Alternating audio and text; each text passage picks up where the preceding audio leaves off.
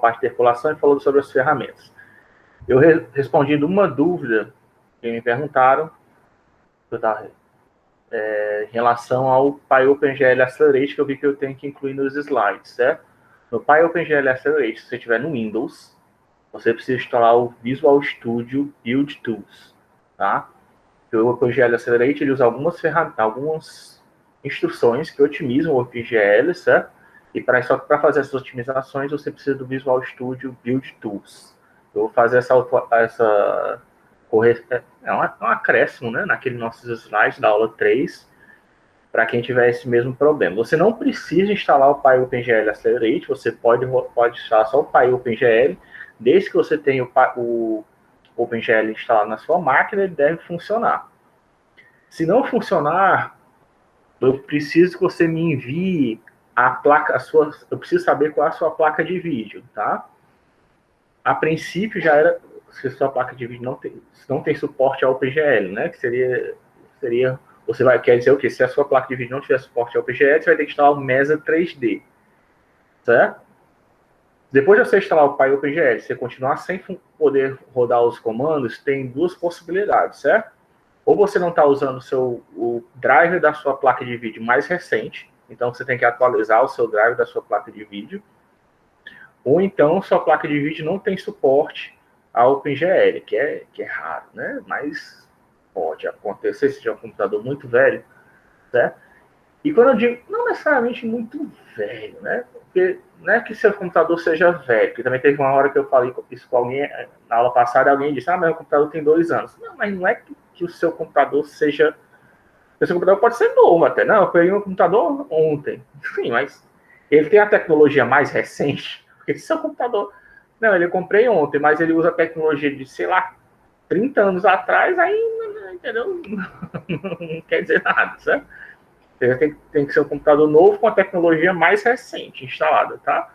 E tem, principalmente aqui no Brasil, né? Eles pegam assim, às vezes pegam os computadores mais velhos e vendem como novo, né?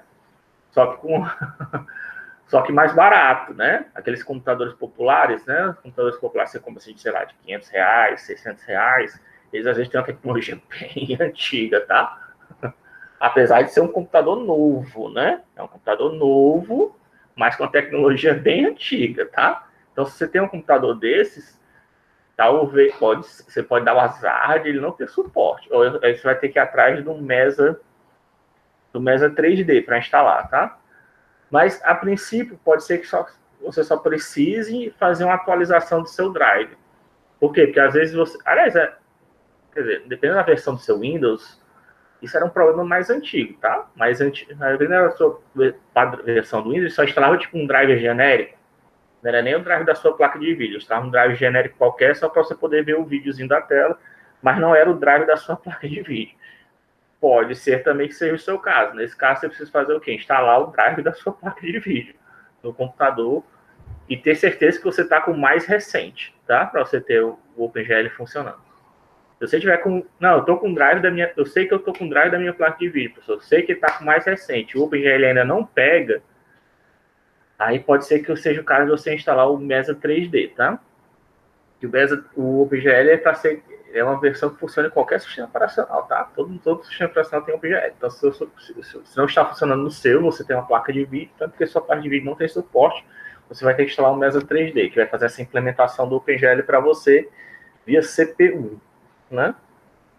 Meio ruim, mas enfim, é o que dá para fazer, né? Professor, eu fiz, né? O senhor passou por e-mail, até mandei várias imagens, né? Que tava dando erro. E aí, a última vez a atualização que o senhor mandou, aí eu fiz a atualização, fiz o Visual Studio e tudo mais, instalei tudo bem direitinho. E quando eu fui executar o exemplo da aula, também deu errado. Acho que eu vou ter que instalar mesmo o Mesa 3D. Eu queria que tu me enviasse, é o Vitor, né? Sim. Eu queria que tu me enviasse a tua placa de vídeo para eu ver quem é ela, né? O nome da tua placa de vídeo. Você Acho que eu ainda não me enviei. enviou. Enviou? Eu não vi, então. Lá no DX da ele, tu me enviasse qual é a sua placa de vídeo. Vê se você tá com um driver mais recente. Você já viu que você tá com um driver mais recente dela? Vou dar Eu uma acabei de olhada. falar. Vê se você está com o drive mais recente dela. Se você não tiver, aí você vai ter que instalar o Mesa 3D, lá naquele site, né, mesa3d.org. Uhum. Eu enviei para o senhor um e-mail, acho que na segunda-feira, aí não sei se você estava meio ocupado. Segunda-feira eu estava terminando de fazer a mudança, né? Já estou aqui no meu novo endereço. Ah, certo, tudo bem. Agora só falta arrumar, né, as coisas, mas enfim.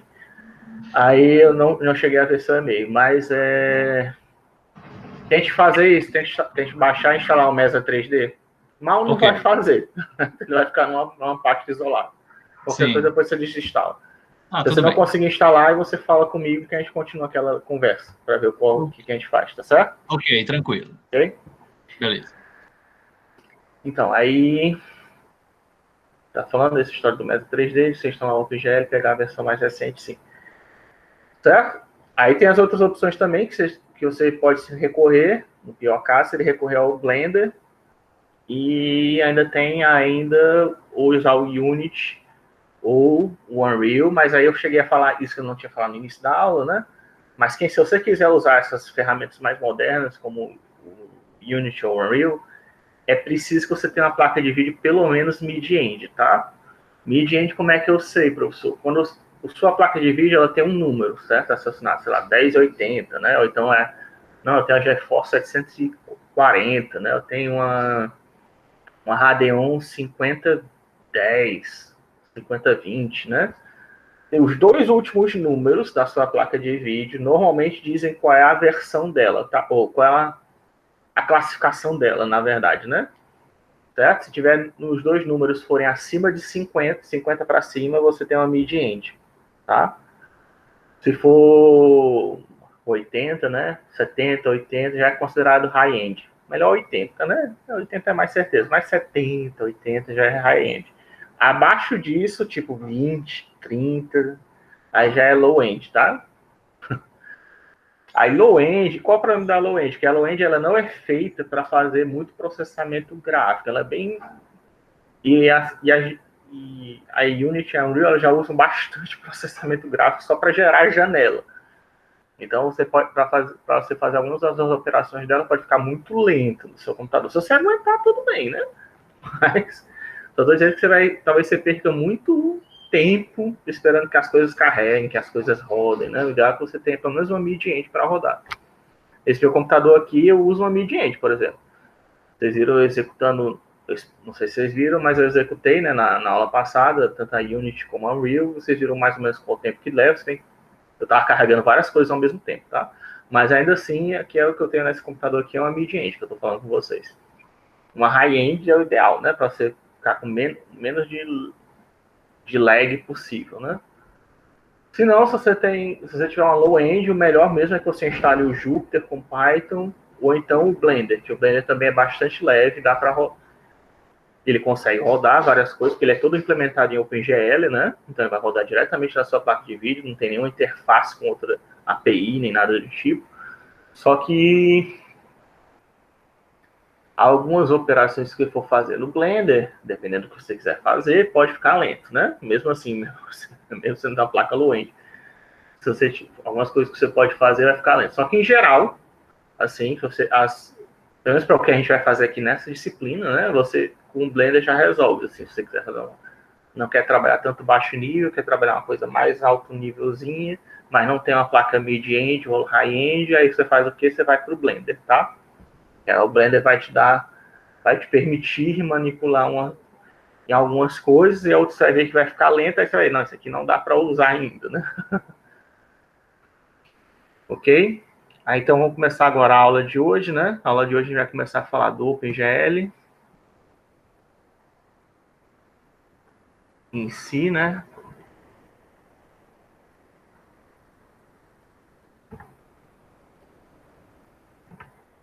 Deixa eu ver aqui, eu tenho que compartilhar minha tela com vocês, né?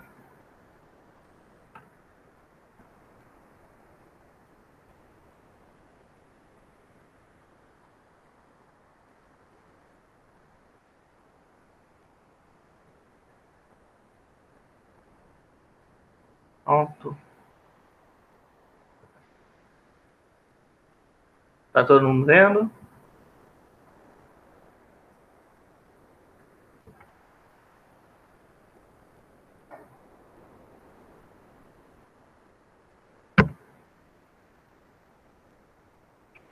Isso. Da caixa.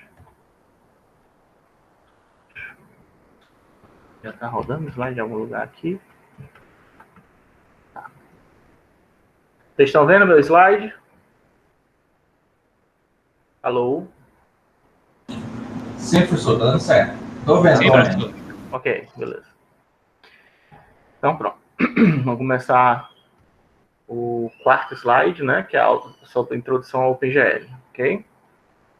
Então, aqui primeiro nós temos uma breve introdução ao OpenGL, certo? Ele começou em 1992. Em 2016 surgiu o Vulkan, né? Que é a versão implementação, é a versão mais nova, que é implementada, é orientada a objeto. Só que ele ainda não é toda placa que tem compatibilidade com o Vulkan, né? E nem não é implementado em todas as placas de vídeo ainda. Porque quando lança, quem cuida da especificação do OpenGL é o Kronos Group, né? E quando eles lançam a especificação, aí os vendedores de placa de vídeo têm que implementar, né? Aquilo que eles inventaram, né? Até eles implementarem pode demorar um pouco. Então, por que a gente não está tendo logo a aula de Vulkan? Né? Porque se a gente tivesse isso, teria que exigir que vocês todos comprassem uma placa de vídeo tipo 2080, 1080, né? Uma placa de vídeo bem mais recente e cara, né? Só para vocês poderem só para a gente poder ter esse custo. Então, não compensa, né?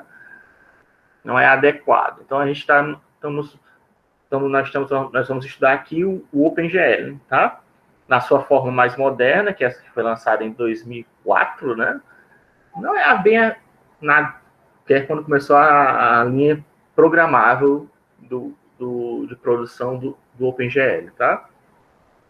Seria a versão 2 do OpenGL. Mas, na verdade, isso aí começou a ser adotado mesmo a partir da versão 3, tá? Porque, embora ele tenha surgido na versão 2, se você pegar a especificação do OpenGL 2, você vai ver que ainda tem lá os comandos glbegin, glend, né? Ainda tem retrocompatibilidade, né? Com as versões antigas do OpenGL, que é esse Fixed Pipeline, né? Que é o pipeline fixo. Só as versões mais novas do OpenGL que já não tem mais essa retrocompatibilidade, né? Já saiu das especificações. Já se tornou tão velho, né? Que não estão mais nem usando. Mas, a princípio, né? Não, você podia usar os dois, né? De forma alternada. Conjunta, né? Na verdade. Certo? Então, o que vocês têm que entender desse slide, eu quero que existem esses dois modos de programar do OpenGL, certo? Né?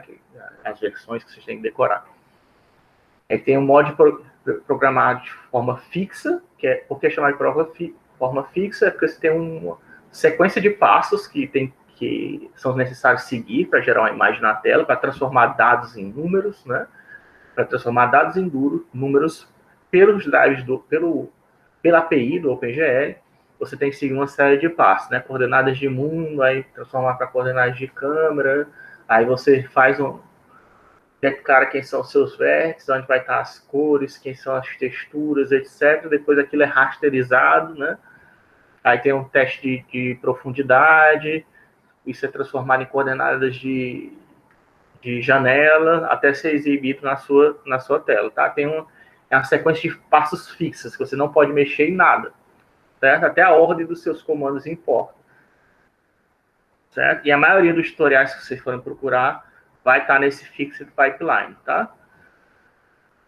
Depois disso, né, surgiu o programa Pipeline, que marca, como é que a gente sabe que o surgimento dela, né, marca com o aparecimento dessa GLSL,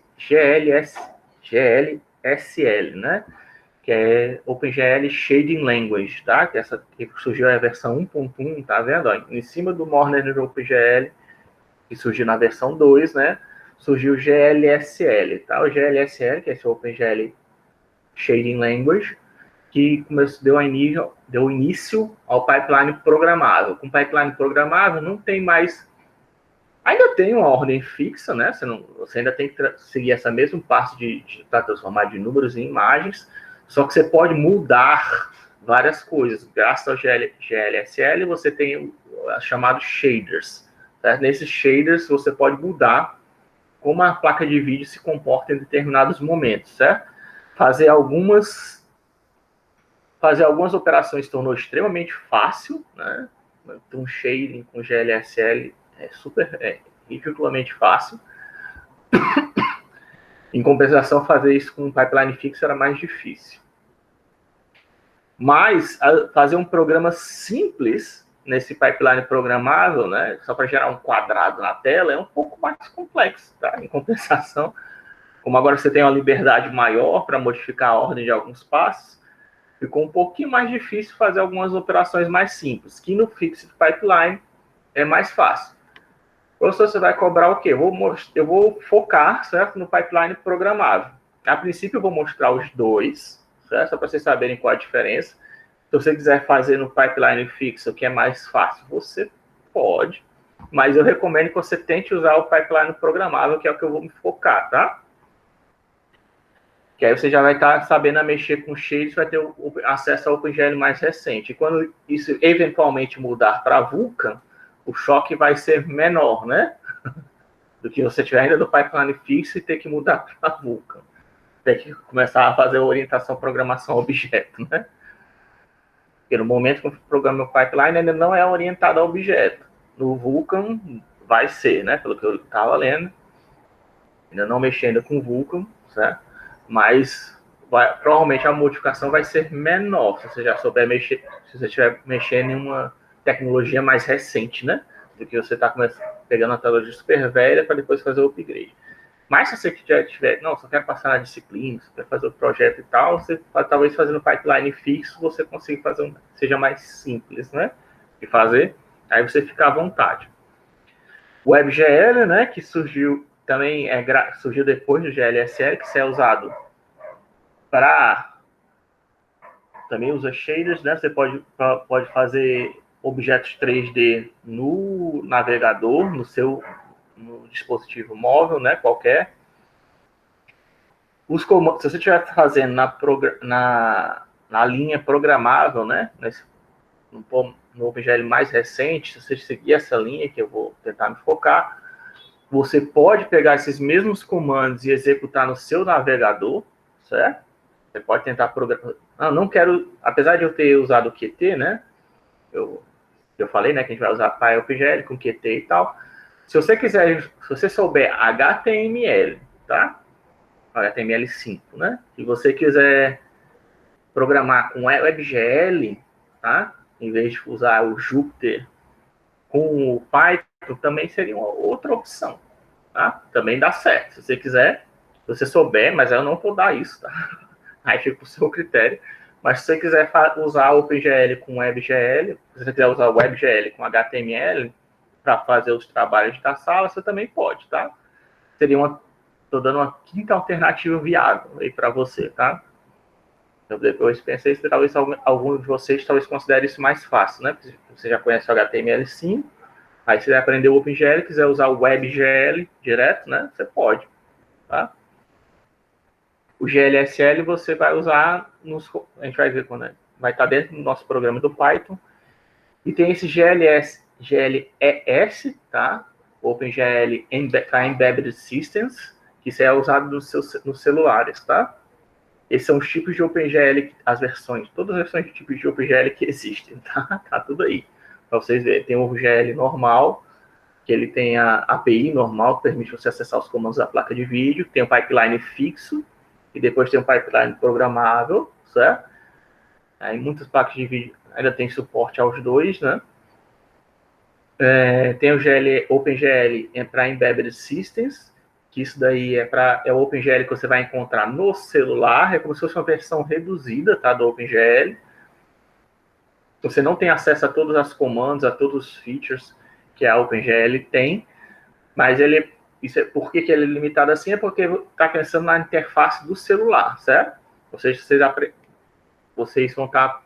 O comando que vocês estão aprendendo aqui, muitos deles você vai poder usar no celular, numa aplicaçãozinha, se você quiser, tá? Para mostrar um modelo 3D no celular, o que eu fiz na aula de computação gráfica, você pode fazer, tá? E o GLSL, isso aí é uma linguagem específica, uma linguagem específica do OpenGL, é uma parte específica do OpenGL, né, na verdade. É uma linguagem parecida com C, tá? Só que ela permite, é o que permite a gente ter esse pipeline programável, tá? É o GLSL. Então, na verdade, isso aí seria uma dificuldade a mais, né? Porque quando você mexe no pipeline fixo, você não precisa aprender o GLSL, né? Então, o GLSL nem aparece aí. No pipeline programável, você vai ter que aprender o OpenGL e o OpenGL-SL, tá? Você vai estar aprendendo duas linguagens, na verdade, tá? Ou, na verdade, é três, né? Porque o OpenGL é S, a diferença dele para o OpenGL, só que ele tem menos recursos, né? Então, para aprender OpenGL, você está aprendendo OpenGL S.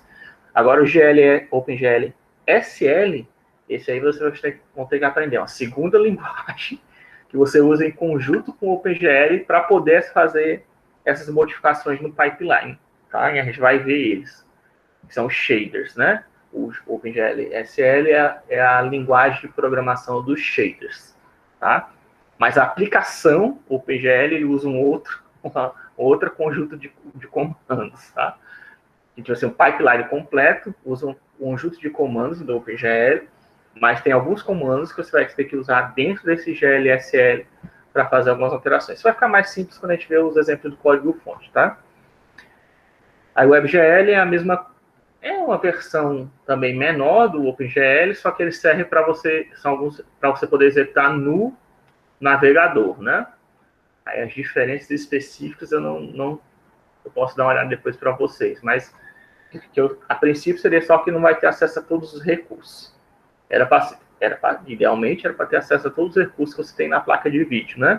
Seria você usar a placa idealmente, né? A ideia do WebGL é que você usaria os recursos do usuário como se fosse um JavaScript, né? O JavaScript você não usa a CPU do usuário para poder realizar determinadas operações. A ideia do WebGL seria você usar a GPU do usuário para realizar determinadas operações. Em vez de você fazer o seu servidor, tem que fazer processamento 3D, gráfico, não sei o que, ficar mandando a imagem de volta para o usuário. Você usaria o WebGL para deixar a máquina do cara fazer todo o processamento gráfico, né? E você só tem que trocar mínimo de dados via internet, né? Via cabo de rede. Essa é a ideia é uma ideia similar do JavaScript, tá? Em vez de usar a CPU do servidor, usa a ideia do JavaScript é essa, né? Em vez de você usar a CPU do servidor, você usa a CPU do usuário. A ideia do WebGL é a mesma. Em vez de usar a GPU do servidor, você usa a GPU do usuário, tá? Para fazer processamento gráfico. Então, praticamente, o WebGL é para ter todos os recursos, né? Sendo que aí pode ser que não tenha todos. Por que não pode ser que não tenha todos? Porque depende do navegador, né? E aí também, aquela história, os caras, inventei o WebGL, legal, parabéns para você. Só que aí você tem que convencer o pessoal da Firefox, né? Tem que convencer o pessoal, sei lá, do Chrome, da Google, né? Que é o Chrome, tem que convencer o pessoal do Internet Explorer, né? Da Microsoft, tem que convencer o pessoal do que? Como é que é o nome, cara? Enfim, o navegador que tem um Ozinho, não estou lembrando agora o nome. Tem que convencer o pessoal que desenvolve navegadores a implementar o seu padrão, né? Aí até eles implementarem, pode ficar só com alguns recursos, outras coisas não tem. Quem programa para web sabe como é que é, né? Tem certas coisas que funcionam no navegador, não funcionam em outro, né? Enfim. E tem o Vulkan, né? Que está surgindo agora, a coisa mais recente, que introduz. O que o Vulkan introduz? Ele introduz a orientação ao objeto na cadeia do OpenGL, certo? Isso aí sempre foi programação serial. Programação serial, né? Apesar de a placa de vídeo trabalhar de forma paralela, a programação sempre foi como é que estruturada, né? Acho que o correto seria falar desse jeito, seria programação estruturada, e agora com o Vulkan vai ter programação orientada a objeto, tá? Então, isso é o histórico. Referências, né? Se você quiser estudar o OpenGL, né? Porque eu não vou poder abordar todos os assuntos possíveis e inimagináveis, né? É lógico que eu sempre vou tirar as dúvidas de vocês, mas tem esses livros que eu peguei na internet, que vocês podem usar, são em inglês, né? Sendo que aí você tem lá, quem não sabe inglês, tem lá o OpenGL, tem o Google Tradutor, você pode pegar esse link da página que você quer ler, colocar no Google Tradutor, ele faz a tradução para você, tá? Do inglês para o português, depende da página web. A tradução fica tosca, né? Mas pelo menos você vai poder ler o que o cara está escrevendo, né? E qualquer dúvida você pode tirar comigo. Tem esses... Os 2 primeiros são livros. O DocGL é como se... É uma... Aliás, os dois primeiros livros, os 2 primeiros links são livros. Aí os 2 primeiros links e o último link são livros. Esse The Book of Shaders. Eu vou colocar os livros juntos depois. Vou mudar aqui a ordem. Aí o DocGL e o OpenGL Reference Page, né, que é dado até pelo Cronos, né, que é quem desenvolve a linguagem, tá? Quem desenvolve a especificação da linguagem, né? Então, esse Docs e o Cronos tem os comandos do OpenGL, certo? Eu quero saber como é que faz isso. Aí você vai... Ou então, você tem lá um comando no código-fonte que eu passei para você, tem lá GL Gen Buffer, você quer saber o que o GL Gen Buffer faz. Você pode, tanto nesse DocGL, como no OpenGL Reference Page, procurar por esse comando, e vai estar lá a descrição completa desse comando, o que ele espera receber, o que ele retorna, tá? O OpenGL Tutorial é mais um tutorial, né? Que tem, assim, uma introdução... Não, é um livro, né? Um livro normalmente tenta ser mais completo. O tutorial é só um documento menor, mais simples, só para dar uma introdução para vocês, quem tiver com muita dificuldade, tá? Aí fora isso, vocês podem procurar outras referências na internet. Estou citando esses aqui porque eles usam o OpenGL moderno, tá? Tem a versão do OpenGL moderno. A versão mais antiga do OpenGL, quem for usar, tem tutorial pra caramba na internet. Aí quais são os tipos de dados? Para a gente saber logo, assim, do OpenGL, certo? Do OpenGL é a linguagem principal. Sempre que a gente vai estar tratando da linguagem do OpenGL, vai ter esse GLzinho na frente, tá? Isso aí é padrão da API do OpenGL. Vai ter ou GL maiúsculo com underscore, ou então GL minúsculo, tá? Na frente de todo comando que for OpenGL. GL maiúsculo quando é O, underscore, isso aí é um tipo de dado, tá? GL underscore true, GL underscore false, né, para falso e verdadeiro, que é um booleano. Tem o GL underscore byte, que aí você armazena um byte de dados, né, 8 bits. GL unsigned byte, quer dizer que varia de 0 a 256, né, e não tem números negativos. Unsigned quer dizer que não tem números negativos, tá? São só números a partir de 0 até o máximo. GL short, que é 16 bits, GL int, que é 32, GL float, que é 32 bits, 4 bytes, né? E GL double, que é 64 bits, 8 bytes, tá? Esses são todos são números de ponto flutuante, o half float, float double. Esse half float é até uma invenção mais ou menos recente, tá? Para você ver por que as pessoas fazem isso, porque você usando...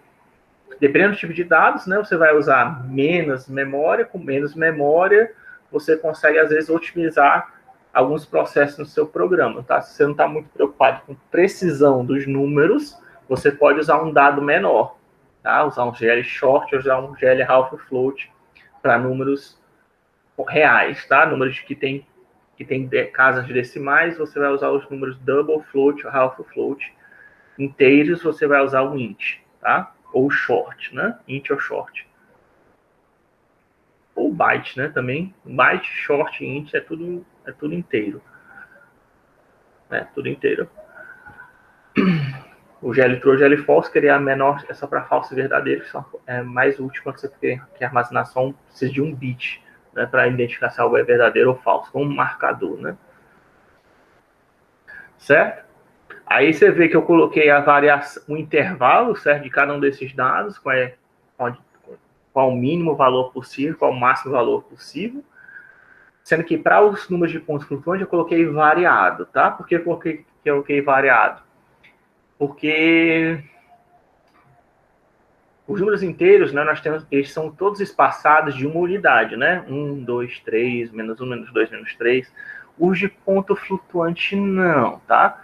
eles começam do meio, aí vai do 0.250, 0.125, ou então 1.125, 1.5, né? Enfim, eles não estão espaçados de forma igual entre os outros. Depende do quê? Da mantiça que você tem, depende também da parte, depende da sua parte inteira, porque pode ser 10,5, né? Dependendo do número que eu...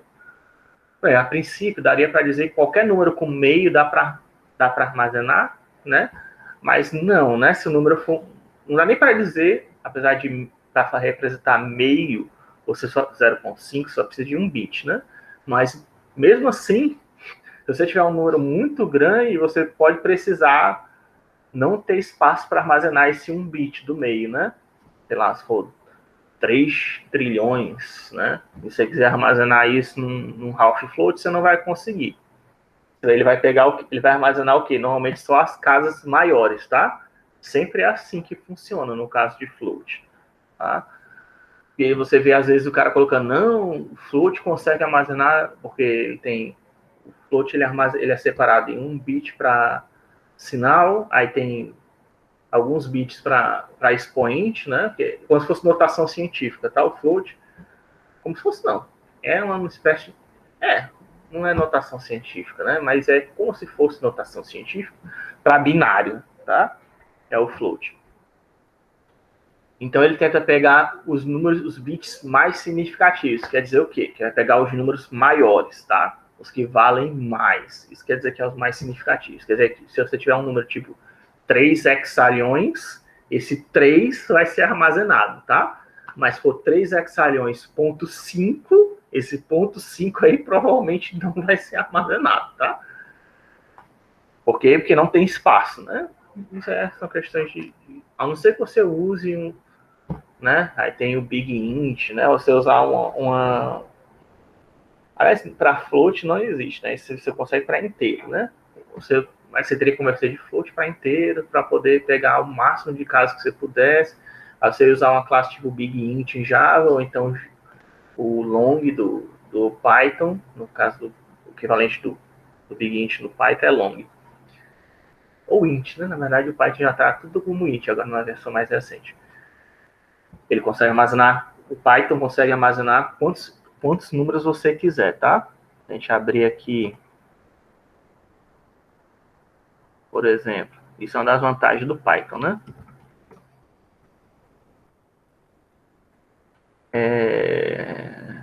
Magnifier, né? Para vocês verem o que eu estou fazendo.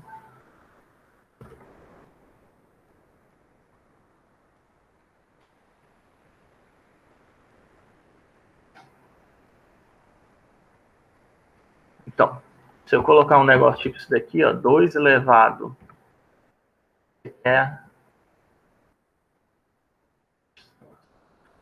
2 elevado a 100, ó. 2 elevado a 100 é muito pouco, né? Tá? Dá para ver um negócio maior, né? Estão vendo aí, ó? Coloquei 2 elevado a 10 mil. 10 mil? 10 mil. 2 elevado a 10 mil, e você vê que o Python conseguiu calcular, né? Ó, num instante, né? Tá? Esse número gigantesco aqui é 2 elevado a 10 mil. Tente fazer isso em C, em Java, a linguagem que você quiser, em JavaScript, C Sharp. Você vai ver que nenhum vai conseguir, tá? Não por default, tá? Eles podem ter uma classe, que é um tipo especial de dados, tá? Que transforma aquele número em texto, e aí transformando aquele número em texto, ele consegue fazer esse cálculo aqui, tá? E aí, dependendo da implementação da classe, pode ser maior ou menor, tá? Mas aí ele consegue fazer essa manipulação para obter um número gigantesco desse. Mas, a princípio, para você ter os dados de computador, eles não são assim, tá? E isso aqui são os dados que são implementados no hardware, tá? Que tem lá no hardware da sua GPU, que tem no hardware da sua CPU, tá? Tem esses pequenos espaçozinhos, esses pequenos buffers que dão significados aos números armazenados, aos zeros e uns que são armazenados naqueles pedacinhos, tá? Quando você usa um tipo desse de Python grandão, né, ou então um Big Int lá do Java, você está fazendo uma ressignificação dos dados, mas isso aí não tem nada a ver com hardware, né? Você foge do hardware e está fazendo a implementação toda em software. Por causa disso, né, fica mais lento, tá? Usar esses tipos de dados livres, né, que calculam qualquer tipo de número de qualquer magnitude que você queira, eles são mais lentos também, tá? Esses daqui são dados otimizados para lidar com esse tipo de qualquer... Dados otimizados quer dizer que a GPU, a CPU consegue lidar com eles, tá? Diretamente, sem ter que passar por um software para interpretar eles. É por isso que eu coloquei eles aí, enfim, voltando ao assunto real, por isso que eu coloquei essa história de variado, tá? Porque eu passo entre os... Não dá para eu colocar, vai de menos tanto, menos 3 trilhões até mais 3 trilhões. Se eu fizesse um negócio desse, eu estava mentindo. Porque não é bem assim. Tem vários números reais que não são representados lá dentro, tá? Aí tem vários números que não é possível representar através de floats ou doubles, tá? Essa é a notação científica. Ele sempre vai pegar os dados mais significativos e o resto vai descartar. Naquele caso do que eu falei de 3 trilhões, tem várias casas aí próximo também de 10, divisores de 10, divisores de 100, que ele vai descartar, que você vai perder, né? Tem várias casas decimais que eu não vou estar sempre perdendo, que vai tratar como se fosse um número só. Então, o mapeamento não é de 1 para 1, mesmo ele tendo um intervalo máximo e um intervalo mínimo, tá? O certo aí, no caso, seria dizer qual é o expoente máximo do double, qual é o expoente mínimo, aí qual os dados, qual o tamanho da sua mantissa, né? Essa história de intervalo não dá certo para float, tá? É isso que eu estou querendo dizer. Que eu vejo muito na internet os caras colocando um intervalo para float, como se fosse, eles conseguem representar números daqui para cá. Não é assim, cara. Não é assim, tá? Tem uma opção de coisa na internet que está errado. Isso é uma delas, tá? E é bastante comum você encontrar nas linguagens. Cara, não, double vai de tal a tal. Não vai, cara. Não é assim. Você está dando a impressão que ele consegue representar qualquer número lá dentro e não consegue. E é bom que vocês, como programadores de ciência de computação, vocês saibam disso, tá? Não é todo número que é possível representar no computador. Se você não souber disso, você às vezes vai encontrar um programa que começa a dar erros misteriosos, você não consegue entender por quê. Não, estou usando o tipo de dado adequado, era para encaixar, por que não está funcionando? É porque não está conseguindo representar, de repente, um número que você precisa, né? E você vai ter que ir atrás de um outro tipo de dados que às vezes mudar o tipo de dado pode resolver o seu problema misterioso. Então você estava tendo, quebrando a cabeça por, sei lá, dias, né? Tentando resolver o que é. E aí, por isso, e tem esse negócio de normal e subnormal, para você ver, ainda tem essa história, né? Ainda não bastasse os floats não representarem todo mundo que tem no intervalo, os engenheiros, né? Eles ainda inventaram essa história de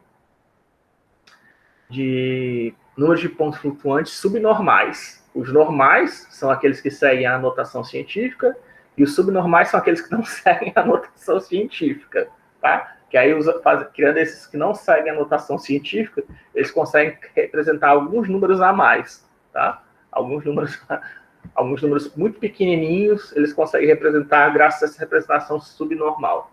Só para vocês saberem que isso existe, tá? Por isso que eu fiquei meio hesitante de falar que era notação científica, por causa da história do normal e subnormal. Os números de ponto flutuante normais, eles seguem a notação científica, binária. Os subnormais, não, tá? Isso é um pouquinho diferente. Vocês podem ler depois, se vocês tiverem interesse. Tá? E aí são os tipos, isso aqui são os tipos básicos do OpenGL, tá? Aí as primitivas, né? Tá vendo? De novo, né? Começa com GL maiúsculo, quer dizer, daquilo que a gente estudou, né, até agora. O que tem? Existe o GL Points, tá? Que permite você desenhar um ponto na tela, ou vários pontos na tela. GL Lines, tá? Que permite você traçar linhas na tela, ou vetores, né, se você quiser. Você não vai traçar com setinha, só se você desenhar, tá? A setinha lá na frente, se você quiser colocar uma setinha. Mas a princípio vai ser só segmentos de reto que você vai traçar, tá? No computador. Até mesmo porque tem a limitação do frame buffer, né? Você não vai conseguir traçar uma reta de pontos infinitos, né? Você tem que fazer a discretização desses pontos. Tem o line strip, quer dizer o quê? Que quando eu... Como é que funciona isso aqui, né? Você dá as coordenadas de um ponto, que a gente já estudou, né, nas aulas passadas, dá a coordenada de um ponto, ele coloca lá um pontinho na tela, tá? Um pixel acende na tela. Você pode aumentar o tamanho desse pixel? Pode aumentar o tamanho desse pixel.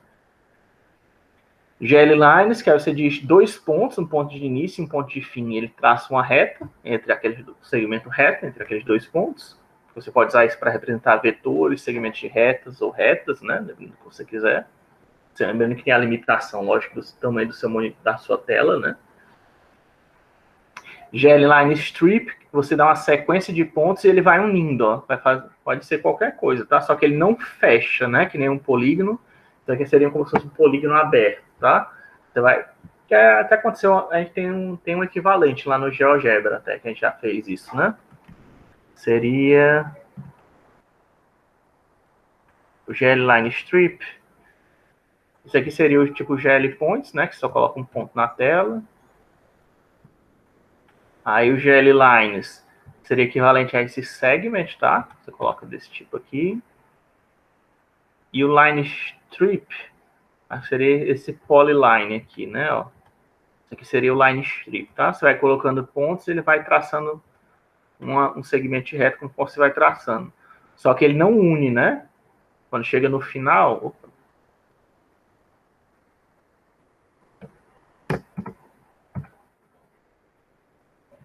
Aqui. Pronto, acabou. Certo? Ele não fecha o polígono, né? Eu tentei até fechar o polígono e não deixou, tá vendo? Ele fica aqui a linha. E aí você fica essa... como se fosse uma multilinha, né? Certo? Isso aqui é a line strip, tá? Do OpenGL, né? E o line loop é como se... é a mesma coisa que o line strip, só que fecha, né? No final faz o ciclo. Ainda não é um polígono, tá? Porque não é um polígono que ele vai ficar vazio, tá? Não vai ter uma face. Não vai ter como você colorir o interior disso, tá? Aí depois tem o GL Triangles, que aí você pode desenhar triângulos com ele, dá 3 pontos. Que nem lá tem no GeoGebra, você desenha um triângulo. O Triângulo Strip, que aí você vai dando pontos. E conforme você vai dando pontos, ele vai formando triângulos, tá? E tem o Triangle Fan, que aí é uma outra forma de transformar triângulos, que conforme você vai dando triângulos, ele vai gerando triângulos em torno de um ponto principal, tá? Vai fazendo um ventilador, né, de triângulos, aquele símbolo lá da Umbrella, né, Corporation, algo daquele tipo, tá? Tem outras primitivas, professor? Tem, tá? No OpenGL antigo, não moderno, isso aqui, enfim. Tem o GL Quads, o GL Quad Strip e o GL Polygon, tá? GL Quad para gerar quadrados, o Quad Strip gera que nem o Triângulo Strip, né, união de quadriláteros, e o GL Polygon, que aí serviria para você produzir qualquer polígono possível.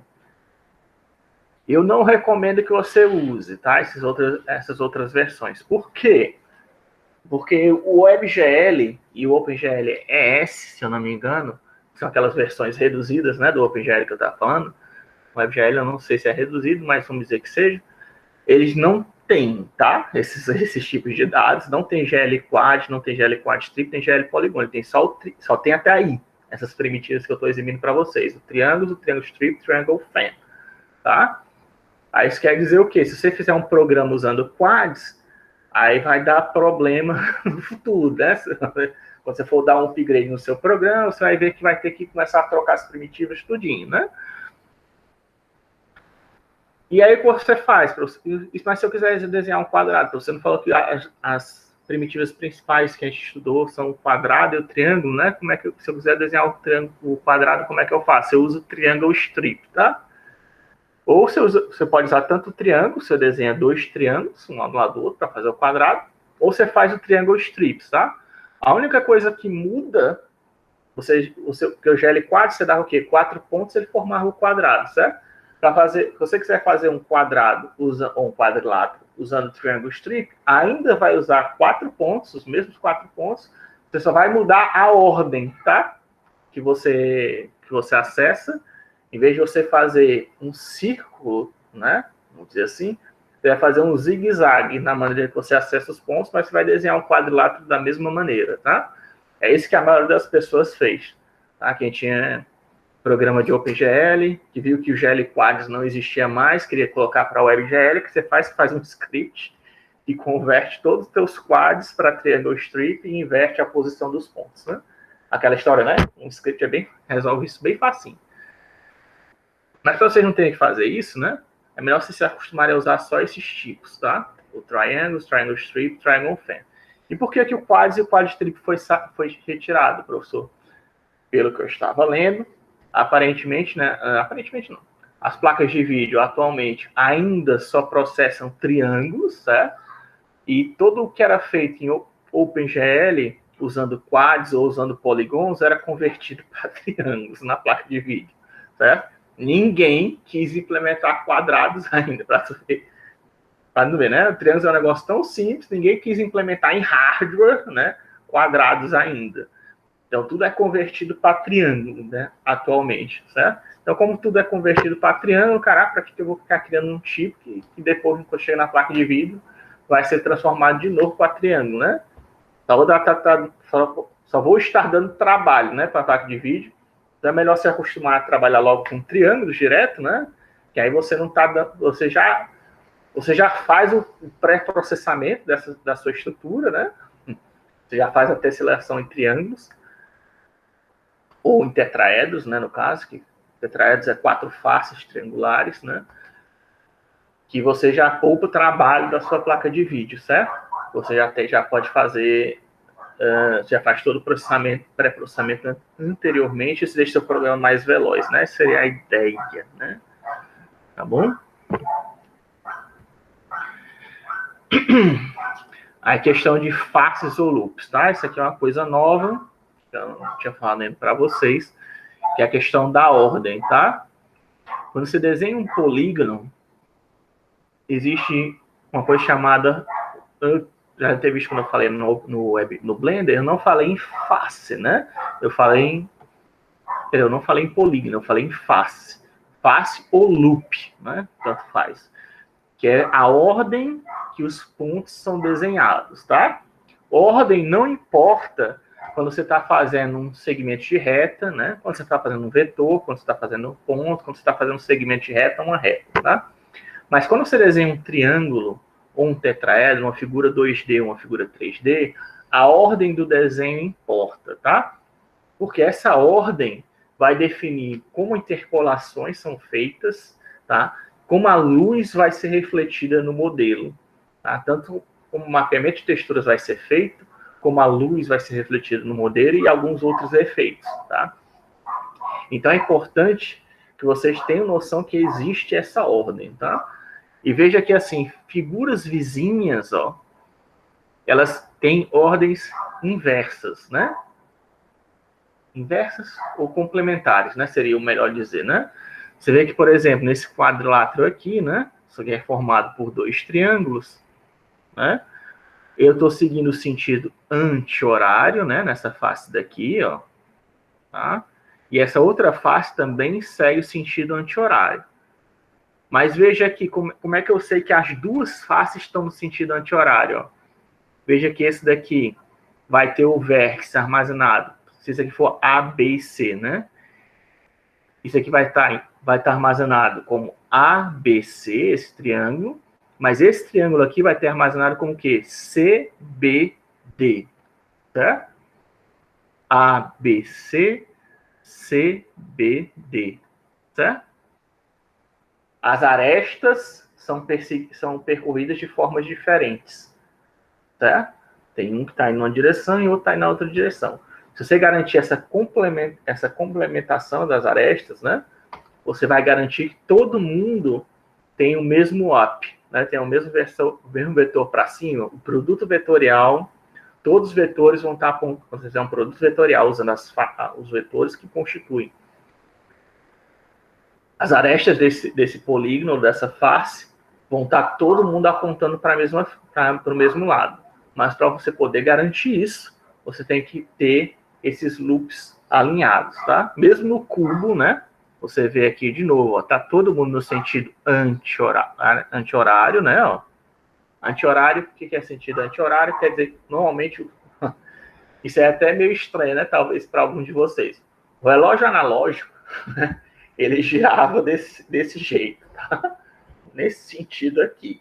Isso era o relógio analógico, né? Antigo, né? Talvez algum de vocês nunca tenha nem visto. O relógio, e quando eu digo sentido anti-horário, quer dizer que ele vai no sentido contrário ao que o relógio analógico girava, né? É só para dar uma ordem, né? E a gente usa essa convenção. Depois vocês olhem uma foto de um relógio analógico para quem não conhece. Certo? O sentido anti-horário quer dizer que gira no mesmo sentido do relógio analógico. E o anti-horário gira no sentido reverso, né? Como se estivesse voltando no tempo, né? Do relógio analógico, tá? Se você garantir que todas as faces seguem o mesmo sentido, quer dizer que na hora de escrever a face, eu tenho que seguir o sentido horário ou anti-horário, tá? Pode ser de qualquer... Desde que eu siga o sentido anti-horário, no caso aqui, se eu digo aqui que é ABC, eu poderia dizer ABC, ou BCA, ou CAB, tá tudo no sentido anti-horário. O que eu não poderia fazer é CBA, tá? Que é CBA, ou BAC, ACB, já estaria no sentido horário, tá? Aí quer dizer que eu teria que reverter a ordem dos vértices, trocar a ordem dos vértices dessa face, se isso acontecesse, tá? Vou tentar melhorar um pouquinho esse slide para isso ficar mais claro. Mas eu espero que tenha alguma dúvida nesse momento, que isso aqui é uma coisa importante que eu estou falando. Estão conseguindo entender essa história da ordem que eu percorro os vértices? Sim, sim. Né? Isso aí vocês vão ver que tem muitos modelos 3D, que é a maneira que eles armazenam polígonos, tá? Na hora de armazenar um polígono, você vai ver que vai ter lá, sei lá, 1, 2, 5, 7, né? Ou 3, 9, 10, 20, 30, né? Isso aí são 5 vértices do polígono. Essa ordem que você está percorrendo os vértices tem que estar no sentido horário ou anti-horário. Tem que garantir que todo mundo, né? Todas as faces todos os polígonos do seu modelo, todos sigam a mesma ordem para garantir que a luz seja refletida da mesma maneira, que a textura não fique ruim quando você aplicar ela, certo?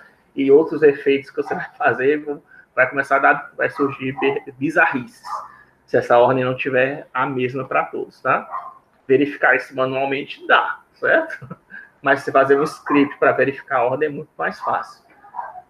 Isso é tão comum, né, que, como eu disse, alguns modeladores até têm essa operação, né, de testar a ordem e reverter as normais, né, de testar se as ordens normais estão todas consistentes. Isso aí, alguns modeladores já têm isso para vocês, tá? É uma coisa que você vai ter que calcular na mão. Mas eu estou dando isso como um exemplo de coisas que se você souber fazer um script, você resolve rapidinho, né, com 2, 3 linhas. Certo? Então, essa história, para fazer o cálculo de vetores, né, como eu falei, no cálculo vetorial, a ordem importa, né? Como a ordem importa no cálculo vetorial, que a gente viu nas aulas passadas, né? A ordem que você segue os vértices de uma face importam, certo? E também o que... Talvez alguns de vocês não tenham pensado nisso ainda, mas como é que eu vou saber o que é o para cima, né? Como é que eu sei que o A vezes B é o positivo e não B vezes A? Como é que eu sei disso? Existe uma coisa chamada regra da mão direita. Também existe a regra da mão esquerda, tá? O OpenGL segue a regra da mão direita. A regra da mão direita quer dizer o quê? Que seu primeiro vetor é esse A, né? É o seu dedo indicador, né? O segundo vetor é o B, né? Que é o seu dedo, é o dedo do meio, né? E o vetor resultante é o seu polegar, tá? Você pode repetir essa mesma mãozinha aí que está desenhada no slide. Você pode fazer isso com a sua mão, certo? Esse aqui é o vetor resultante, quer dizer, se eu pegar o primeiro vetor, fizer o produto vetorial de A por B, né? Certo? Eu devo obter um vetor positivo, tá? Isso é a regra da mão direita para o OpenGL, tá?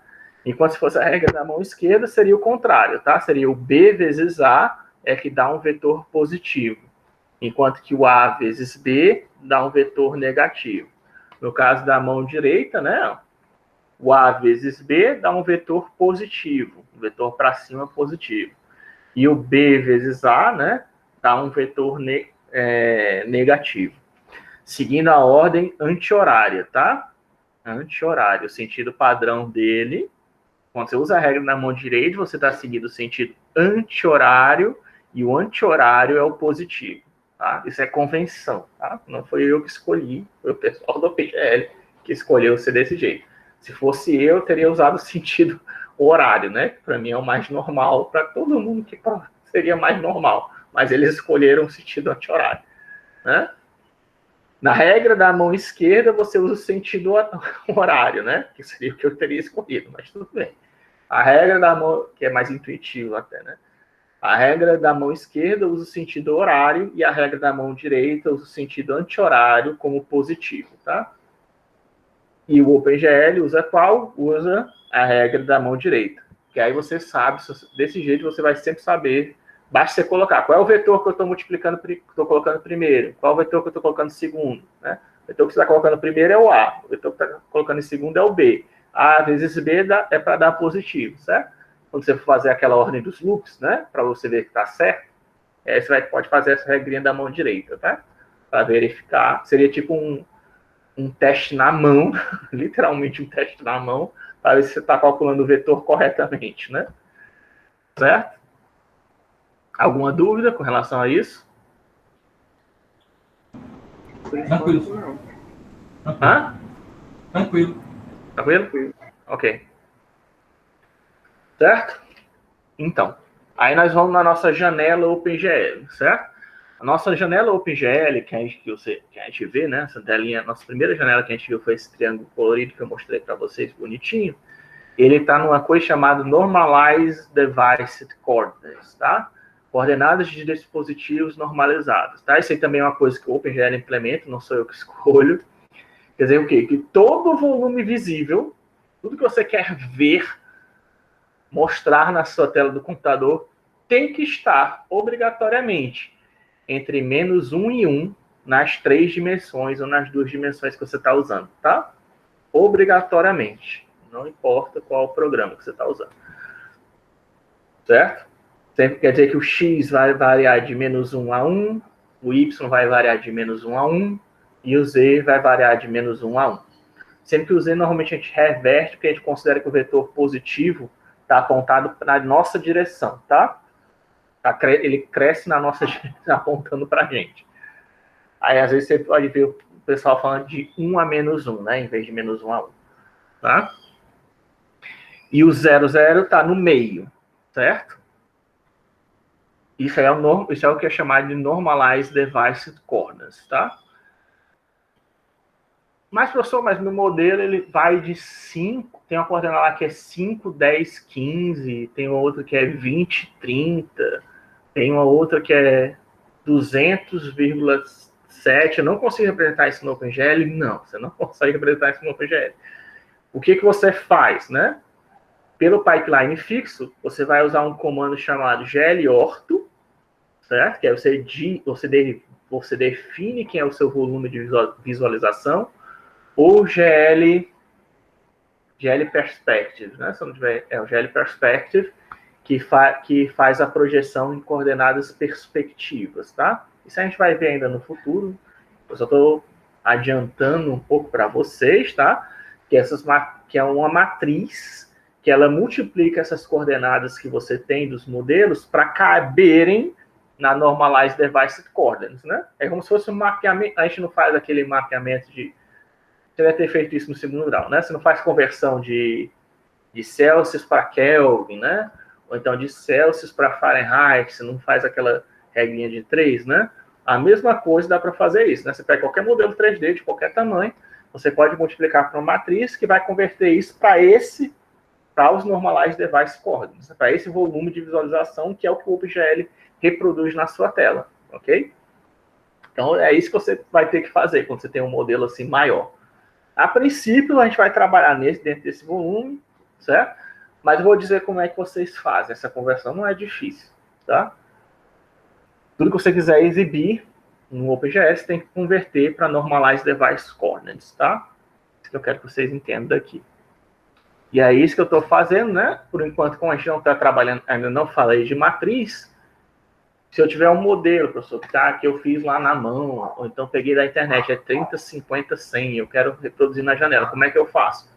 Um jeito de você fazer é justamente essa conversão de escalas, tá? Num volume qualquer, para normalize device coordinates.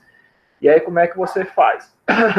O seu volume qualquer, as suas dimensões, tá? Esse Vzinho aqui pode representar o X, o Y ou o Z, tá?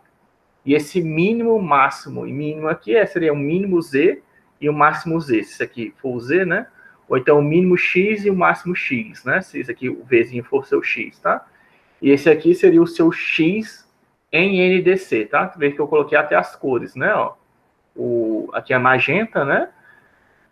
Aqui seria a sua coordenada qualquer, em qualquer volume do espaço 3D ou 2D, tanto faz 2D ou 3D, certo? E aqui seria a sua coordenada já normalizada, tá? Para ser exibida no OpenGL, tá? Eu resolvi aqui só para vocês verem como é que é o cálculo, mas você não precisa fazer esse cálculo, eu só estou mostrando como é que chega, né? Isso aqui é aquela conversão de temperaturas, tá? Por que eu fiz isso?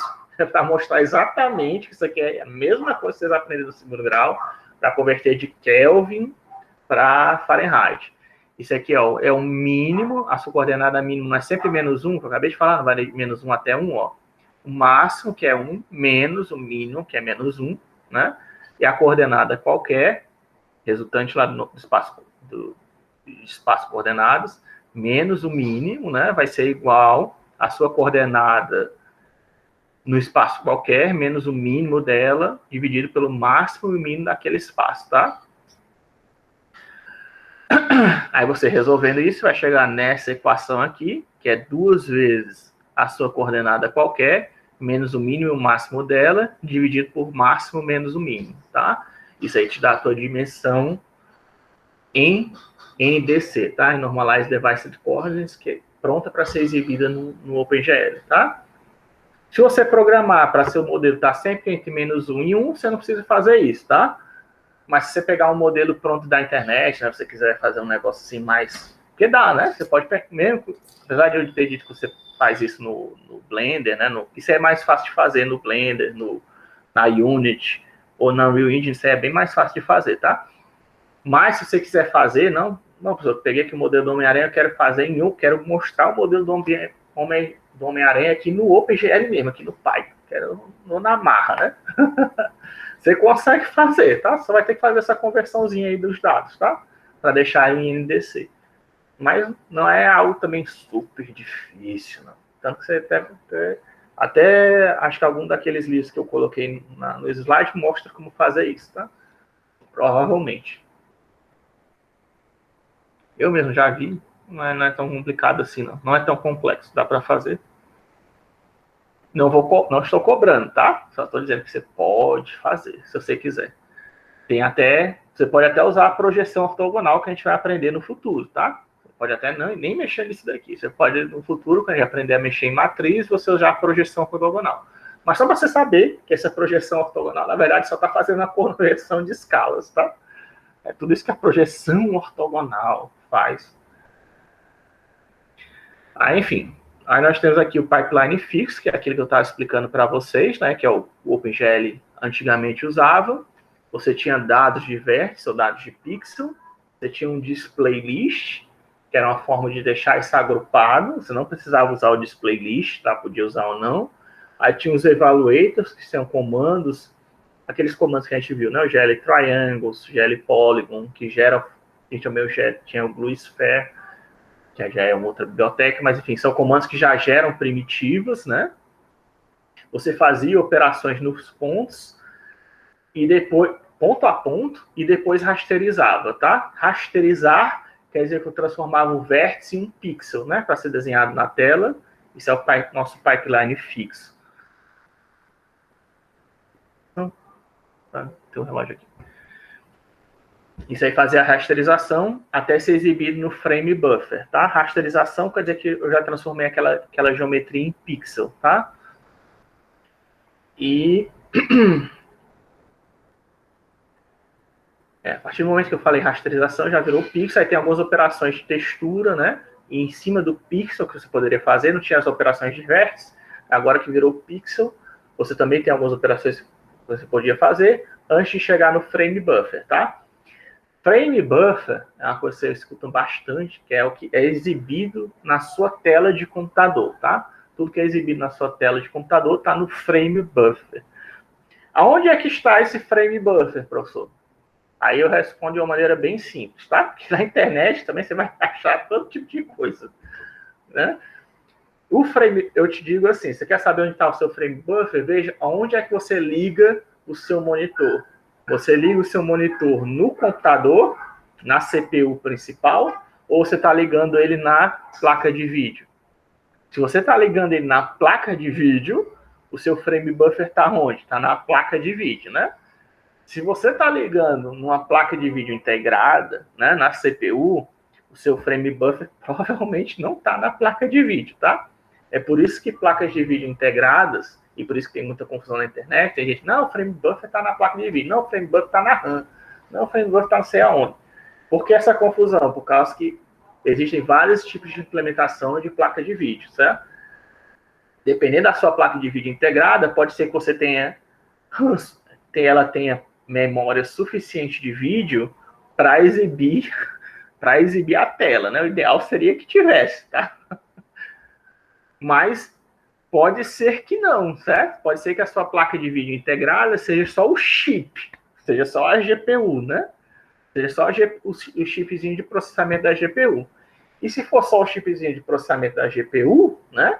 Quer dizer que a sua placa de vídeo integrada não tem memória nenhuma própria, né? E se ela não tem memória nenhuma própria, o seu frame buffer está onde? Está na RAM. Está compartilhado com a CPU na RAM. Que é o que você encontra na internet alguém dizendo, tá na RAM. Está na RAM quando sua placa de vídeo for integrada e não tiver memória própria, né? Aí está na RAM, seu frame buffer. Se você tiver uma placa de vídeo independente, né, com memória de vídeo só própria, o seu frame buffer, e você estiver ligado com o seu monitor nela, né, você está usando o frame buffer da placa de vídeo, né? É o mais óbvio, não faz nem sentido você colocar isso na RAM. Certo? Então, dependendo de onde é, por isso que é ruim, as pessoas têm, é ruim você ter placa de vídeo integrada, tá?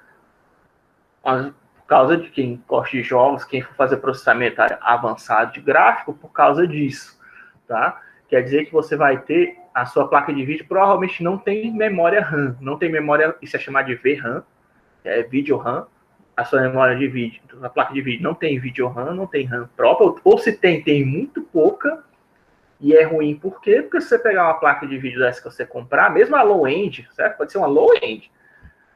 Eu tenho uma low-end que tem memória RAM, ela é melhor do que uma placa de vídeo integrada, tá? Porque essa RAM própria dela, ela normalmente é bem mais rápida que a RAM que você tem no seu computador, tá? A RAM que vem com a placa de vídeo normalmente é mais rápida, tá? Tipo, se você comprar, sei lá, 3080, que é a mais recente, ela já deve vir com DDR5 ou DDR6, tá entendendo? Um negócio que ainda nem existe para vender. Provavelmente, aí eles colocam a placa, está com a RAM a melhor que tem lá, certo?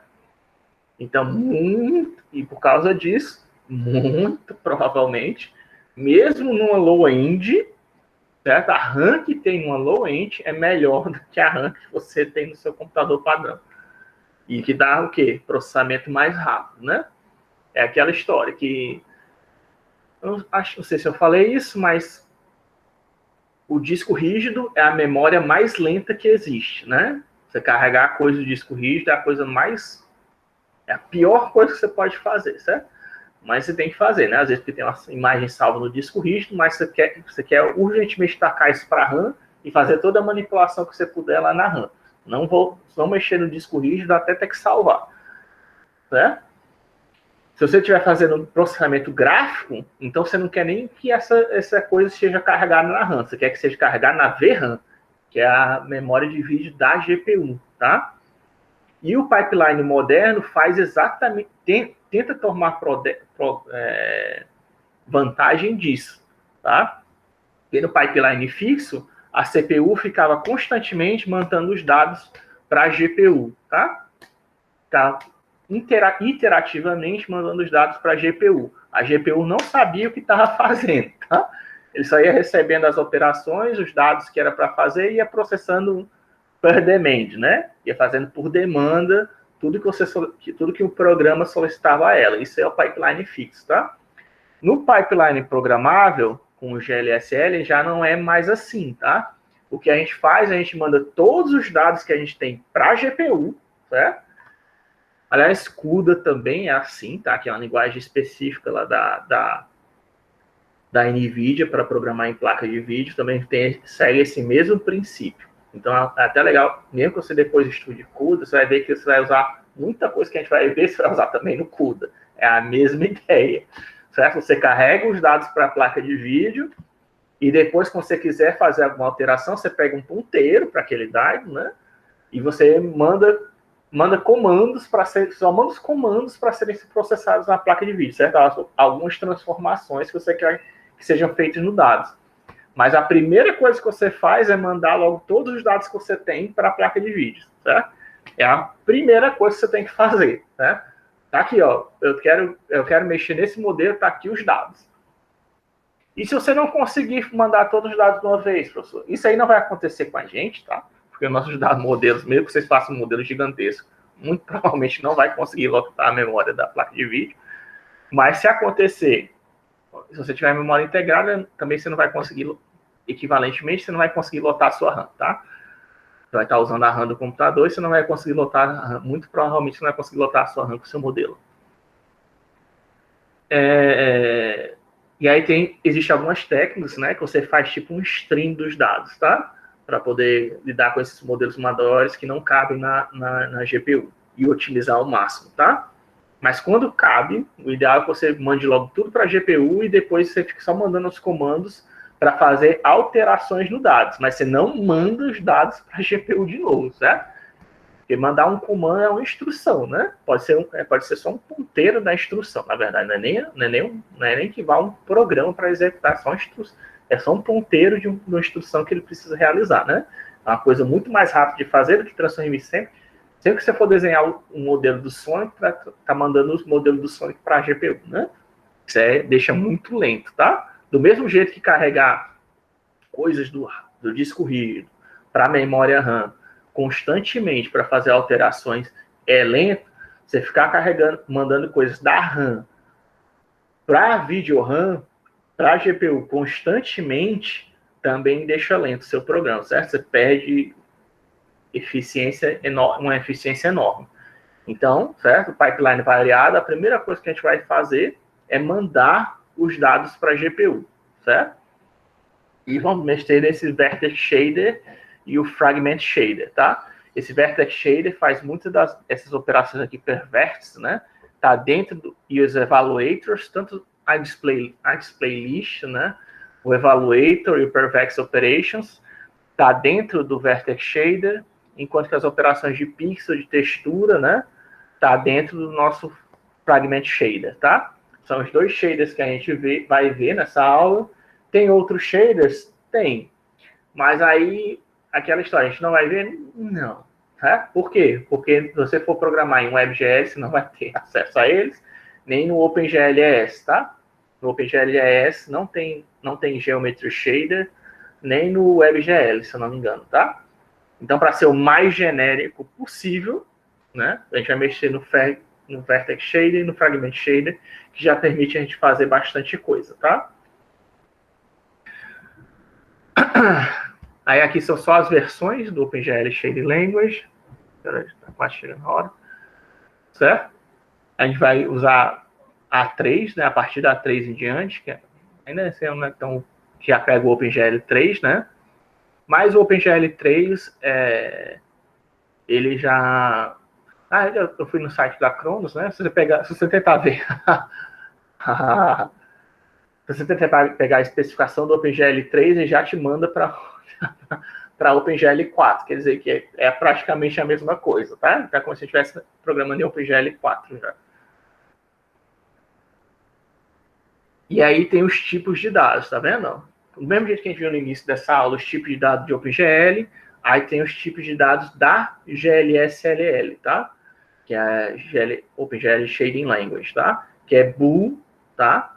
Int, que é inteiro, int, que é unsigned int, float double, que aí são para números flutuantes, tá? E aí tem esses tipos aqui especiais, vec2, que é para armazenar um vetor de 2 dimensões, vec3, para 3 dimensões, vec4, mat2, mat3 e mat4. Isso aí a gente já vai ver ainda, certo? Que é para matrizes, que é aquele grupo de vetores que eu estava falando, tá? Uma matriz 2x2 quer dizer que ela tem 4 valores, tá? Que seria 2 vetores de 2 dimensões, tá? Você pode imaginar assim. Mat3 seria 3 vetores de 3 dimensões. Mat4, 4 vetores de 4 dimensões, tá? É um jeito de agrupar vetores, como eu estava falando, aquela nossa ideia. Aí você vê que o intervalo aí, tudo varia de acordo com a precisão, né? De acordo com o tipo. Porque no OpenGLS você não tem uma quantidade de bits fixa que você pode usar. Depende do seu dispositivo, tá? Ele só tem um requisito mínimo do tamanho de bits que ele usa, não tem um requisito máximo.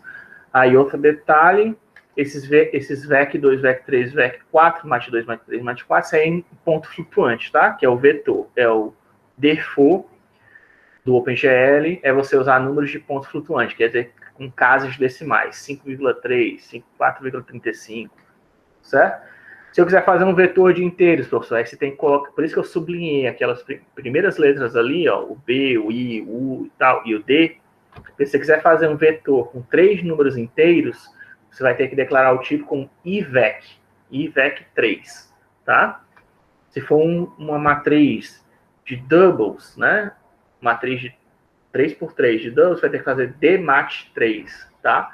Se for booleanos, vetor de 2 booleanos, você vai fazer BVEC2, certo? Tudo bem? Deu para entender isso aqui? Tem uma dúvida até agora? Não, até agora não. Tudo bem. Aí só tô primeiro. A gente vai programar junto, tá? Provavelmente na próxima aula, porque não vai dar para fazer agora. Sei que fosse dar mais. Mas na aula de segunda-feira eu vou fazer uma revisão disso aqui breve, né? E a gente já vai começar a fazer a programação, tá? Mas é que eu queria só... Estou dando assim um embasamento para vocês saberem. Senão eu ia escrever uma opção de coisa, vocês não iam saber o que eu estava fazendo, né? Eu estou dando isso aqui para vocês poderem já se informar, para vocês lerem, ideal que vocês releiam depois, sai no final de semana e tal, começar a fixar isso na cabeça, para quando a gente mexer isso na segunda-feira, vocês já saberem do que eu estou fazendo, né? Para não ficarem totalmente perdidos do que eu estou fazendo. Ok? E essas variáveis, elas têm os qualificadores, tá? Um dos qualificadores que esses tipos de variáveis podem receber é esse precision, tá? De low P, medium P e high P. Isso aí é o que diz quantos... Por isso que eu coloquei aqui variado, né? Varia com a precisão por causa disso. Varia justamente conforme o precision. Se eu colocar um low P VEC2, quer dizer que ele vai usar a mínima quantidade de bits que o seu dispositivo permite, seja o celular, seja o seu computador, dependendo do que for, né? Para armazenar aquelas variáveis, tá? Um exemplo que tem por exemplo, pode ser 8 bits para o low P, 10 bits para medium P e 24 bits para high P. Veja que não precisa nem ser múltiplo de 8, tá? Isso aí depende da especificação do OpenGL SL e depende também do seu dispositivo gráfico onde você vai estar mostrando os dados, tá? E aí você pode usar mais ou menos precisão, mas não tem como garantir que vai ter, sei lá, 8 bits, ou vai ter 1 byte, no mínimo, não tem como garantir. Acho que é difícil ter um produto que não aceite 8 bytes, né? Mas eu não vou dizer que não exista, tá? Pode ter. De repente tem algum dispositivo gráfico muito simples que não permite usar 8 bytes. Tem que ser 4, o mínimo é 4, o máximo que ele consegue é 4 bits, né? Vamos dizer. Meio byte, né? Pode existir, tá? O GLSLL podia ser, ainda pode, dependendo da versão, talvez seja até compatível. Então você não pode trabalhar como se soubesse qual o mínimo de gráfico, o mínimo que vai executar lá dentro, né? O que você teria que ver é qual a especificação do OpenGL SL que você está usando e qual dispositivo para você ter um comando, tá? Para não, sei, não, eu estou talvez complicando demais, mas existe um comando que retorna, tá? Qual o tamanho disponível no seu computador, tá? Qual o tamanho de low pay, de medium pay, de high pay, para você saber quantos bytes você tem disponíveis, para você poder mexer na precisão. Mas aí só para você ver que isso primeiro é configurável, você vai escolher se você quer low pay, medium pay ou high pay, e isso aí depende do seu dispositivo. Fora isso, tem esses outros qualificadores que são varying. Varying quer dizer que permite você transmitir uma variável de um shader para outro, que os shaders são independentes, tá? São programas que estão em sequência, são executados em sequência, né? Mas as variáveis, é como se fossem, eles têm um escopo, né? Na verdade, tem escopos independentes, certo? É uma variável que existe em um determinado shader, ele não aquela variável não existe necessariamente no outro shader, tá? Eles são como se fossem dois programas diferentes, os shaders, tá? Geometric Shader, Fragment Shader, Vertex Shader são programas independentes. Então, a variável que existe em um não existe no outro. E se eu quiser transmitir de uma para outra, você vai usar esse tipo varying, tá? O atributo, para você quer que a variável só exista naquele shader, para reforçar, né?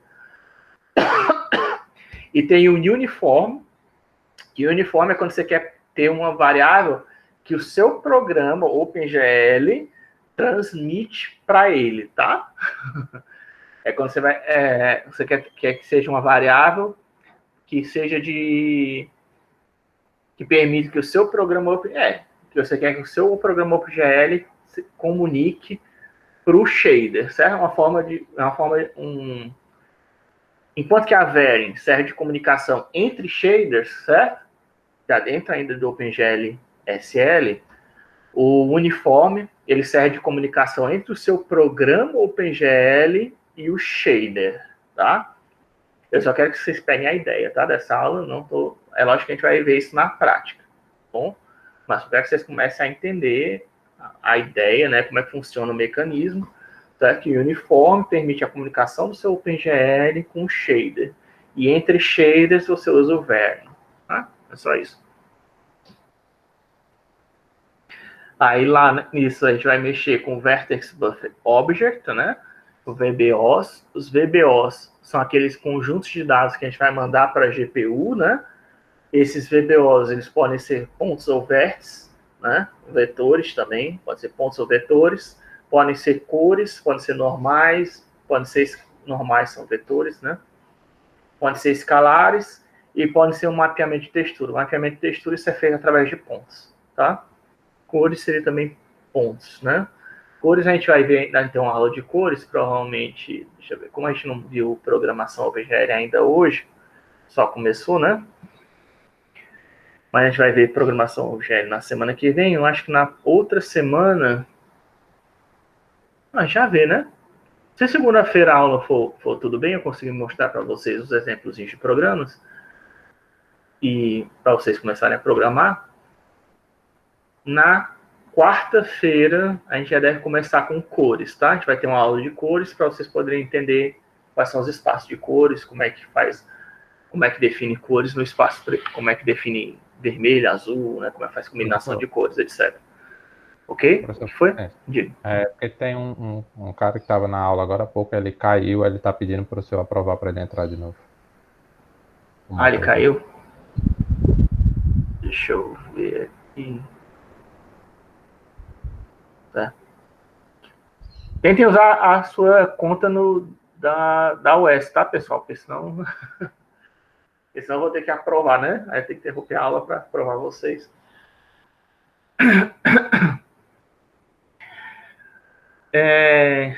Enfim, eu falei, né, que você transmite que uma coisa do OpenGL moderno é você transmitir os dados, né, para a GPU. Como é que você transmite esses dados da RAM, né, para a GPU, para a memória da GPU? Você faz isso através dos VBOs, tá? Aí o VBO, a gente vai ver, é um vetor, né, uma matriz, se você quiser, assim também pode ser, que ela contém pontos, vértices, cores, que são pontos. Vértice também é ponto, tá?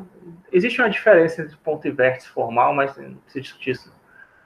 Então, mas só para você saber, quando eu falar pontos ou vértice, eu estou falando da mesma coisa, tá? Eu uso indistintivamente, tá? Eu posso falar de pontos, eu posso falar de vértice, mas sempre que eu falar de pontos ou vértice, você sabe que eu estou falando da mesma coisa, tá? Então, cores são pontos, normais são vetores, escalares é um número, né? E mapeamento de textura são pontos, tá? E aí, VBO também tem outros nomes, tá? Você também pode ver na internet EBO, Element Buffer Object, pode ver IBO, Index Buffer Object, certo? Que é o cara tenta atribuir um significado específico, buffer é só uma região da memória, tá? Para aqueles dados que estão sendo enviados para a GPU. Mas o geral, o normal, que você vai ver na internet é o VBO, tá? Independente de ser vetor, de não ser vetor, mas é só índice que ele está usando. Ainda assim ele chama de VBO, né? Chama de VBO e pronto. Certo? E vocês podem ver também na internet, a outra comum é o VAO, tá? Que seria o Vertex Array Object, tá? O VAO é como se fosse uma união de VBOs, tá? Porque você vai ver como a gente manda várias informações para a GPU, né? Isso aí você tem que fazer, tipo, criar um ponteirozinho para ele, né? Você faz uma ligação, um bind, né? Toda vez que você manda, isso aqui toma aqui os vetores, né? Toma aqui os pontos, toma aqui as faces, toma aqui as coordenadas de textura, toma aqui as cores, né? Você pode pegar tudo isso para não ter que ficar dando bind and bind, bind and bind, bind and bind. Todo o tempo que a gente vai ver, né? Isso na aula de segunda-feira. Você pode criar um VAO, que aí você só precisa dar um bind, né? É bem... Você ficar fazendo toda vez, né? Agora eu quero acessar cores, agora eu quero acessar não sei o quê, agora eu quero acessar não sei o quê. Então, você pode criar o VAO que você junta tudo no mesmo lugar, né? É um jeito de deixar agrupado, né? É a organização e deixa menor o seu código-fonte, tá? Deixa menor o seu código-fonte, fica mais inteligível, né? Para você entender o que está sendo feito. Fica mais fácil de manter também, né? E de acessar as informações que você quer. Por isso que existe o VAO, tá? Não é obrigado a você usar os Vertex Array Objects, você não precisa usar eles, tá? Mas é recomendado, tá? Eu recomendo. Vai deixar o seu código-fonte menor. Ok? E aí, para a gente terminar essa aula, né, que já está em cima da hora, passando um pouquinho da hora, eu quero que vocês instalem um desses pacotes, tá? No seu Python.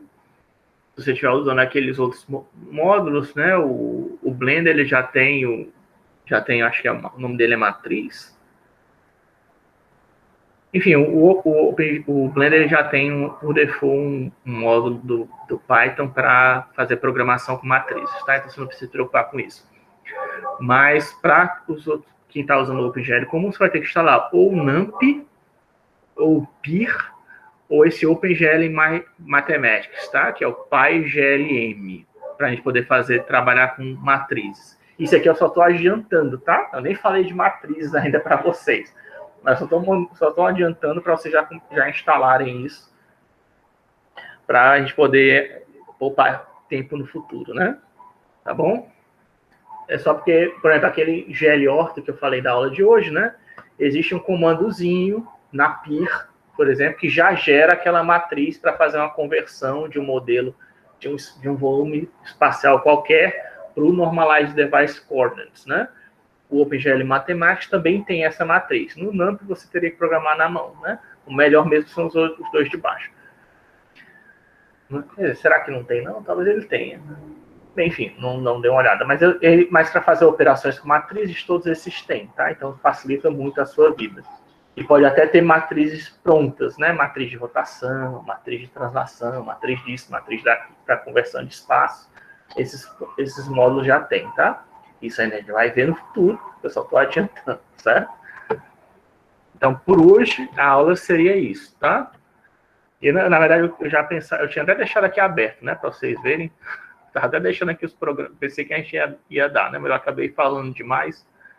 A gente não chegou a mexer nos programas. Mas eu tenho aqui, a gente vai ver na segunda-feira, os programas com pipeline fixo e o pipeline dinâmico, tá? Só para adiantar, assim, né, para vocês darem uma olhada. Isso aqui é um vertex shader, né, ó. Certo? Que é feito no OpenGL ES. Isso aqui é um fragment shader, né, ó. Tá vendo? Isso aqui é feito como texto, né, ó, dentro do nosso programa Python, né, ó. E ele parece com C, né? Tem um main, ó, certo? Aí aqui, ó, o vec3, né? Que é o nome da variável, o vec3, a versão que a gente está usando, o OpenGLS, tá? Em out a gente vai ver, são alguns qualificadores, eu não coloquei lá no slide, vou acrescentar. É só para dizer que é a variável de entrada ou saída do shader, certo? E aqui dentro a gente tem um programa em OpenGL, né? Ó, tá vendo? Sempre com GL, ó, GL bind, GL buffer, GL clear, GL draw. Mesmo na pipeline fixa também tem, né? Ó, GL load identity, GL line, GL begin, GL color, né? Sempre GL o nome dos comandos, né? A única diferença é que no pipeline fixo não vai ter, né? O OpenGLES, enquanto que no pipeline dinâmico, o moderno, né? Aí já tem os shaders, né? Que são as mini programinhas dentro do seu programa, tá? A gente vai ver isso na segunda-feira. Ok?